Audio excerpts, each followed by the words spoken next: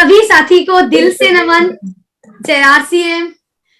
सभी सीनियर साथी को मेरा प्रणाम, गुरुदेव को चरण स्पर्श, और सभी छोटे को मेरा दिल भरा मुस्कुराहट प्रणाम। आज मुझे इस बड़े इतने शानदार प्लेटफॉर्म, और जो प्लेटफॉर्म का नाम ही है महिला सशक्तिकरण, और महिला एक ऐसा शब्द है जो पुरुष का भी परिपूरक है और खुद का भी परिपूरक है। तो एक ऐसा नाम है जिसका सुनते ही हम लोगों के पास आता है माँ वाले वर्ड, और माँ ऐसा शब्द है जो सबसे प्यारे हैं। तो इतने बड़े प्लेटफॉर्म पे रिस्पेक्टेड BC सर मुझे बोलने का मौका दिया। सर आपको पहले चरण स्पर्श, और आपका आशीर्वाद रहा तो कुछ मेरा भी आज अनुभव में शेयर कर पाऊंगी, क्योंकि इसकी मतलब इस जर्नी में मैं बहुत छोटे सा कुछ भी नहीं हूँ, सीख रही हूँ, एक स्टूडेंट हूँ। नाम मोनालिसा पोद्दार, मालदा जिला, जो RCM के पावन भूमि कहा जाता है, उस भूमि में मैं बिलोंग करती हूँ। मेरा जन्म हुआ है यहाँ ही पे, और जन्म के दौरान ही थोड़ा चैलेंजेस के दौरान मेरा जन्म हुआ। 8 साल बाद मैं हुई, और ट्विंस के साथ। मैं सबसे कमजोर थी, लेकिन मेरा जो ट्विंस था वो दुनिया को छोड़ के चले गए, और ऊपर वाला का क्या मर्जी था, मैं जीवित रह गई। मुझे ही जाना था लेकिन मैं रह गई। तो उसके बाद बहुत स्ट्रगल रहा। क्लास 5 तक मेरा मतलब हाइट भी मेरा नहीं बढ़ा है, जो मुझे सामने देखे हैं मेरा हाइट बहुत शॉर्ट है, 5 फीट 1 है। तो बहुत एकदम कमजोर एक लड़की। डांस क्लास में मेरी मम्मी भर्ती कराए थे, और मतलब वहां मैं माथा घूम के गिर गई थी। डॉक्टर बोला था इसको खाना खिला के कम से कम पढ़ाई लिखाई करा दो, शादी वादी दिला दो, उस तक ये जीवित रह जाए बस ठीक है, इसके द्वारा आदर्श कुछ ना कराओ। लेकिन मम्मी का बहुत बड़ा सपना था कि मैं दो बहन में हूँ, मेरा 5 साल छोटी एक बहन है। तो मम्मी का सपना था कि इसको सब कुछ सिखाऊंगी, मतलब बेटा नहीं है लेकिन बेटे वाला भी शौक हम दोनों से पूर्ण कराने की कोशिश में थे। तो गाना में भर्ती कराए, क्योंकि डांस तो मेरे से होने वाला नहीं है, इतना कमजोर। और शादी तक मेरा वेट था 35 किलो। तो इतना कम वेट अभी देखने में भी पता नहीं चलेगा मुझे। ये जो सफलता है ये न्यूट्री चार्ज का देन है। तो थैंक्स टू न्यूट्री चार्ज मुझे अभी इतना काबिल बनाए हैं। तो इतना कमजोर लड़की, हाई स्कूल कंप्लीट किए, लेकिन एक पता नहीं क्लास 6 में एक टीचर थे स्वाति मैम, अभी वो नहीं है। मैम एक बार हम लोगों को बोल के आए थे आप लोग घर में जाके पूछ के आइएगा अपना नाम का मीनिंग क्या है। तो मैंने मम्मी को पूछा कि मेरा नाम का मीनिंग क्या है। तो मेरे एक जो प्राइमरी सर हैं उन्होंने मेरा नामकरण किया था। तो सर के पास मम्मी मुझे लेके गया कि इनका नाम का मीनिंग क्या है। तो बोला कि ये एक बहुत बड़े आर्टिस्ट का पिक्चर है जिनका नाम है मोनालिसा, और इनका हंसी बहुत अद्भुत है, जिस तरफ भी देखा जाए लगेगा कि इसके तरफ भी देख के मुस्कुरा रहे हैं। तो वो बात मुझे गर कर गया था कि मेरा नाम का मीनिंग है मुस्कुराहट, तो मैं मुस्कुराऊंगी नहीं तो मेरा नाम ही बेनाम रह जाएगा। तो वो पिक्चर जाने जाते हैं एक बढ़िया मुस्कुराहट के लिए, तो शायद इस मोनालिसा को भी जाना जाएगा कि एक मुस्कुराते चेहरा है। तो तब से मेरे जब भी मतलब मैं मुस्कुराती रहती हूँ, मैं ऐसे ही हूँ। मुझे रोना भी नहीं आता है, मैं रो भी लेती हूँ तो थोड़ी देर के लिए रो लेती हूँ, फिर मुस्कुराते रहती हूँ। किसी के ऊपर मुझे गुस्सा नहीं आता है, मम्मी भी डांट देते हैं तो मैं फिर से चले जाती हूँ, क्या हुआ, क्या मुझसे गलती हो गई। तो मैं ऐसे ही हूँ। तो इस तरीके से कारवां चलता रहा। उस दौरान मुझे मौका मिला, मेरे जो गेम टीचर है उन्होंने मुझे खो-खो एक ऐसा प्लेटफॉर्म मुझे मिला, तब मुझे दुनिया में मिलने का मौका मिला। वो खो-खो खेल के द्वारा मैं इंटरनेशनल खेल भी खेल चुकी हूँ। हाई जंप में मैं करती थी यहाँ पे। तो इसके बाद क्लास 7 के बाद मुझे बाहर का दुनिया देखने का एक अलग से नजरिया मिला कि ये मतलब ऐसा नहीं है, तू ऐसा नहीं है मोनालिसा, तू कर सकती है कुछ भी। और उस टाइम यहाँ का जो खेल के मंत्री है उनके द्वारा मुझे बेस्ट प्लेयर अवार्ड भी मिला था। तो थोड़े करके एक एक स्टेप मुझे लगा कि नहीं कुछ करना है। फिर मुझे एक्सटेम्पो बहुत पसंद आता था, कुछ टॉपिक मुझे दिया जाता था मैं उसके ऊपर आराम से बात कर सकती थी, क्योंकि तब से मुझे था कि मैं लाइब्रेरी में ना बहुत सारा किताब लेके आती थी और जानने का मुझे बहुत शौक था कि ये क्या है वो क्या है। तो एक्सटेम्पो में भी मैं नेशनल तक गई, वहां भी बहुत सराहना मिला कि हाँ चलो ठीक है। फिर कॉलेज कंप्लीट की। कॉलेज में आने के बाद अलग दुनिया। स्कूल में एक अलग दुनिया था जो मुझे मालूम है। मैं 3 दिन स्कूल लीव की थी, पूरे 5 से लेके 12 तक मैं मात्र 3 दिन स्कूल गैप की थी। उसके अलावा, छुट्टी के अलावा मेरा एक दिन भी एब्सेंट नहीं था। और 10 इयर्स का बेस्ट स्टूडेंट अवार्ड भी मुझे मिला था। और उसके बाद टीचर्स का भी बहुत चाहते थे क्योंकि मैं मुस्कुराती रहती थी, कुछ भी हो जाए। एक भी डांट मुझे नहीं मिला था। क्लास में सभी बच्चे पनिशमेंट मिलता तो कृष्णा मैम बोल के एक मैम है, एक मानुषी दीदी भाई बोल के मेरे मैम है, वो लोग बोलते हैं। मुझे एक बार भी नहीं मिला, सिर्फ एक चांटा एक टीचर से मिला था। वो जो हम सुधरे मैथ के क्लास में, मीता मैम, सबके क्लास के सामने एक चांटा मिला था मुझे क्लास 10 में, बस। और उस दिन में हम रोए थे और सिर्फ मानुषी मैम के पास जाके बोले थे कि मैम क्यों मुझे डांटा, मैं तो प्रश्न ही किए थी ना। मैम सिर्फ एक ही बात बोले कि गुरु हैं, तुमको डांटने का भी अधिकार रखते हैं और तुमको प्यार करने का भी अधिकार रखते हैं। वो बात मुझे कर कह गया कि मुझे, मतलब उससे पहले मुझे डांट नहीं मिला था ना, और पहली बार ऐसा डांट मिला क्लास के सामने चांटा। तो उसके बाद से मैं पढ़ाई लिखाई में भी और थोड़ा सा अच्छे होने लगी। उससे पहले एवरेज ही स्टूडेंट था, अभी भी एवरेज ही स्टूडेंट हूँ। मुझे उतना समझ में कुछ भी नहीं आता है, बार बार पूछने पर अभी भी सीख रही हूँ। साथ में कॉलेज में जब गई और लोगों का क्या लगा कि चलो इसको जीएस बना देते हैं। फर्स्ट ईयर में मैं जीएस बन गई।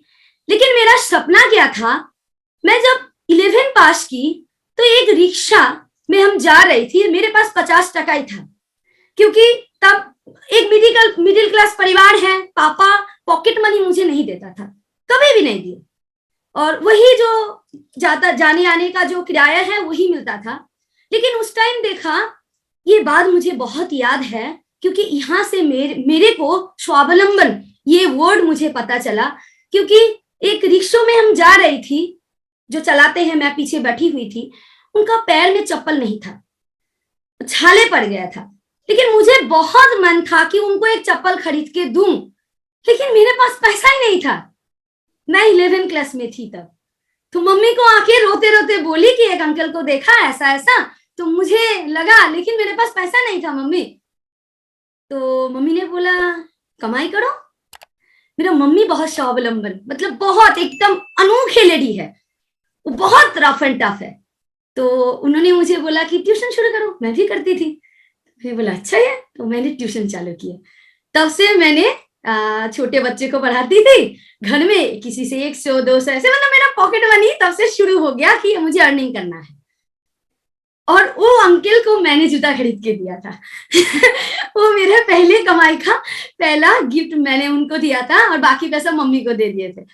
फिर उसके बाद कॉलेज में आई, मुझे लगा कि पार्टी ज्वाइन करने के बाद शायद बहुत सारे लोगों को हेल्प कर पाऊंगी, लेकिन वहां भी मुझे नाराजगी महसूस हुआ कि वो लोग क्या कर रहे हैं, मेरे ऊपर ही रख के गलत सलत काम मुझे करने के लिए बोल रहे हैं। मुझे वो स्वीकार नहीं था, क्योंकि कॉलेज के प्रिंसिपल के द्वारा मैं कुछ कर लूं या कुछ बजट का पैसा ज्यादा ले लूं, वो मुझे मानना नहीं था। पहला जो फ्रेशर्स हुआ वो कॉलेज लाइफ का सबसे कम पैसा में फ्रेशर्स हुआ था।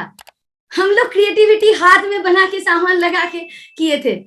तो प्रिंसिपल के सामने तो अच्छा बन गई, लेकिन पार्टी के सामने बुरा बन गई। हमने सोचा छोड़ो, ये पार्टी मुझे नहीं जमेगा, उसको मैंने छोड़ दिए। तो 1 साल जीएस रहा था, देखा कि वहां भी कुछ काम नहीं आ रहा है। फिर पढ़ाई लिखाई में मन दे दिए, सभी बोले कि नहीं ऐसा नहीं करो, तुम्हारा ग्रेजुएशन खराब हो जाएगा, मार्क्स कम आ जाएगा। तो हमने सोचा हाँ सही है, ये तो मार्क्स ग्रेजुएशन में बैक आ जाएगा तो क्या करेंगे हम, तो आराम से पढ़ाई में मन दे दिए।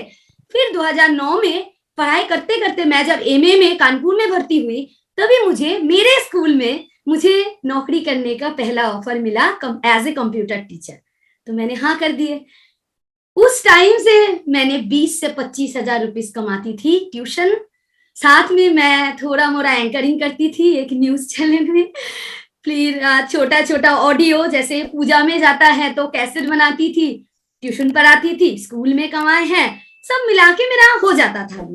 ऐसे चल रहा था। फिर शादी हो गई, अपूर्व सर मेरे जिंदगी में आए, बहुत कुछ चल रहा है, बहुत शानदार, एकदम लाइफ सेटल, स्कूल में भी सब कुछ बढ़िया। टर्निंग पॉइंट मेरा आया 2016 के मार्च महीने में, जब मेरा छोटे बेटे होने के टाइम में डॉक्टर एक ही महीने में मुझे बोल दिया कि आपको बेड रेस्ट करना है, नहीं तो मिसकैरेज हो जाएगा। फिर अपूर्व सर को बोले क्या करना है, तब तक मैं नौकरी कर चुकी हूँ, मुझे मतलब पैसा का लत लग गया है कि मैं वर्किंग वुमेन हूँ, मुझे नाम शौहरत सब जानते हैं, सब कुछ है। उस टाइम अपूर्व सर एक ही बात बोले कि तुम्हारे लिए बेबी प्रायोरिटी है, नौकरी तुमको बाद में मिल जाएगा। बोले ठीक है, मैंने रिजाइन कर दिया। लेकिन जोश जोश में तो रिजाइन कर दिए, बेबी हो गया सितंबर में। तब तक तो बेबी को ठीक से ये करना है, रेस्ट करना है, मेरा कंडीशन भी बहुत खराब था, मैं पूरा बेड में ही थी बहुत। फिर बेबी हो जाने के बाद मुझे लगा कि 1 रुपए के लिए भी तो हाथ फैलाना पड़ रहा है पति के सामने, और मुझे मानने नहीं था, क्योंकि मैं किसी से हाथ ऐसे नहीं, और मुझे एक टोटो हरा वो भी मुझे लेना पड़ेगा किसी से, हाँ मुझे कुछ खरीदना पड़ेगा, फिर भी मुझे मांगना पड़ेगा। हालांकि वो मना नहीं करते हैं, लेकिन मुझे कुछ खराब लगता था कि हाउसवाइफ का लाइफ शायद ऐसा ही है। मेरे आसपास में मैं भूल गई थी कि मुझे क्या करना था।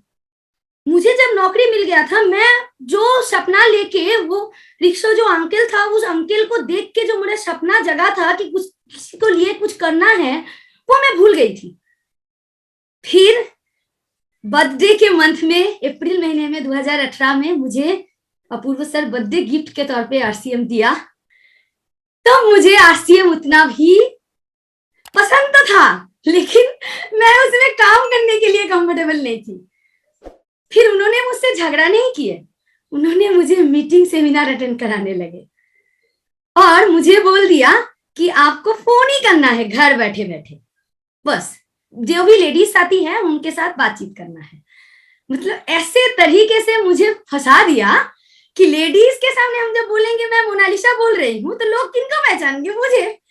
तो जब उनके द्वारा कुछ काम नहीं होगा, किनका कलर पकड़ेंगे, मेरा।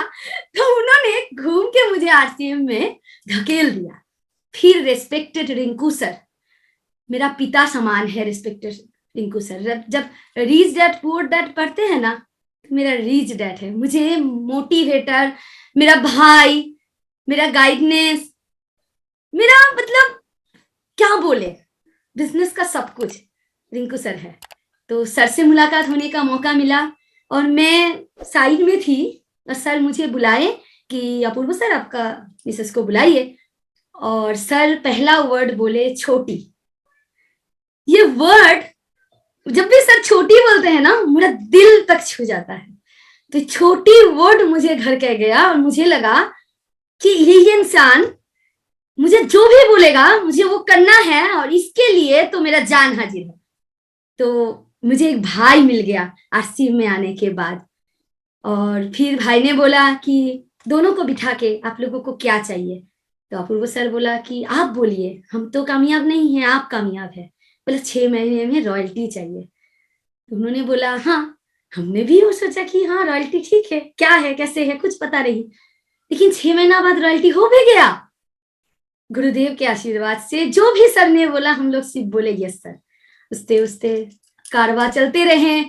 फिर गुरुदेव एक दिन आके, रिस्पेक्टेड सर रिंकू सर, बोले कि छोटी आपके लिए एक बढ़िया गुड न्यूज है, एकदम आप ही का वाला प्रोडक्ट आरसीएम लॉन्च कर रहे हैं, वो है किसोल।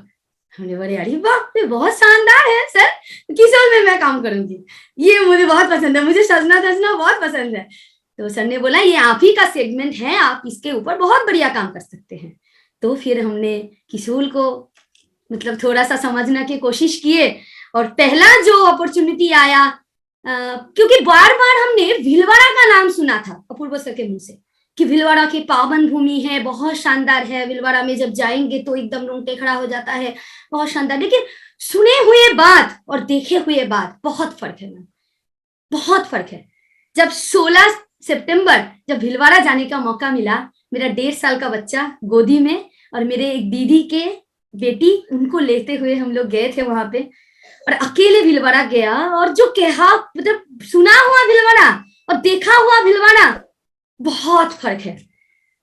और भीलवाड़ा में जाने के बाद रिस्पेक्टेड टीसी सर, तब मुझे कोई नहीं जानता था, मैं भी किसी को नहीं जानती थी।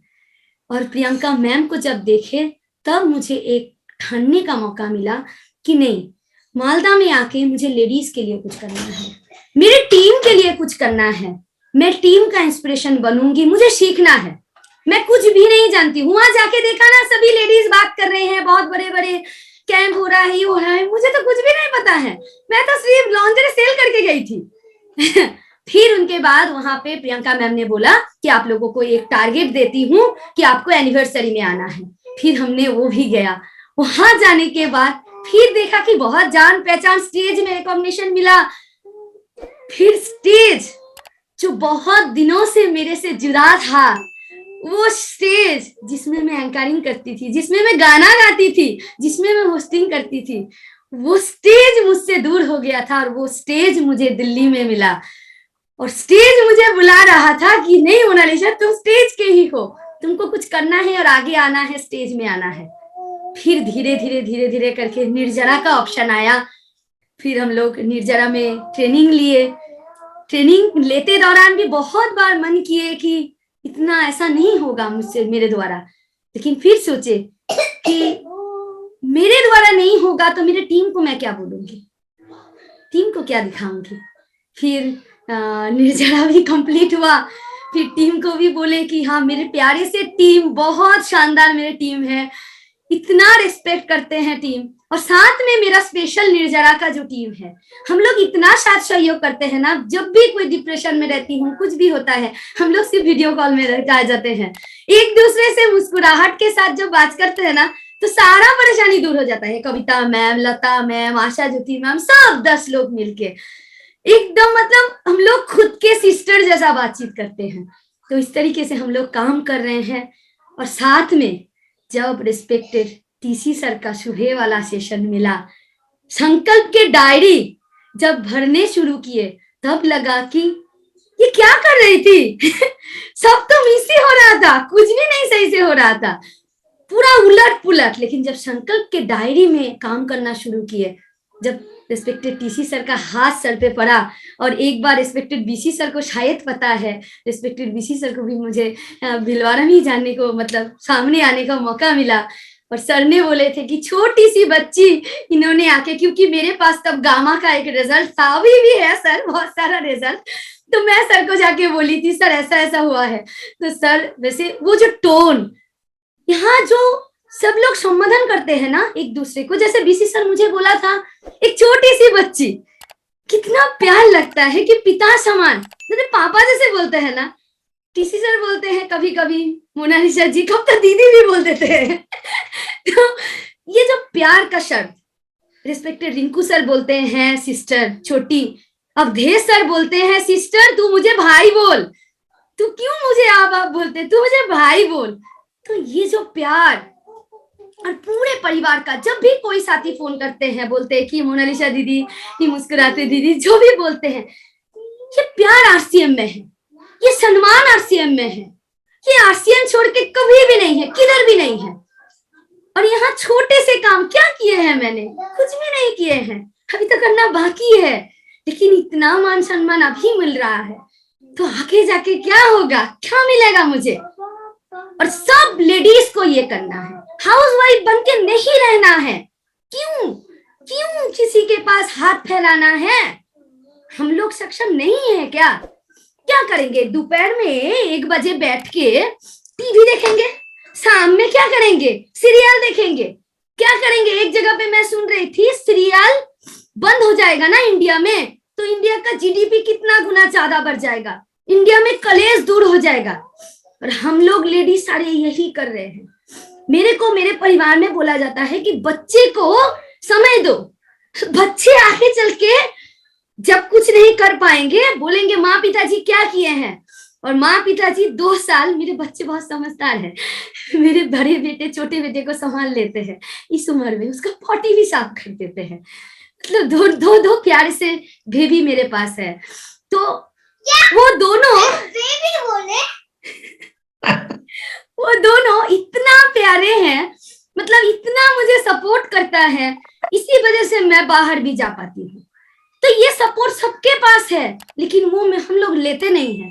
हम लोग थोड़ा सा आगे बढ़ेंगे ना, यहाँ का आरसीएम का ऐसा परिवार है, आपको खींच के ऊपर लेके आ जाएंगे। मुझे खींच के ऊपर लेके आए हैं, और भी मुझे ऊपर जाना है। आप लोग सिर्फ अंगूठी दीजिए, हाथ पकड़ने, पूरा हाथ पकड़ने के लिए सब लोग तैयार है। इसी के साथ सभी लोग, सभी साथी थोड़ा सा दिल से आरसीएम को करिए, प्यार से आरसीएम को करिए। और मैं सबके साथ हूँ, और मेरा सिग्नेचर एक लाइन है कि मुस्कुराते रहो।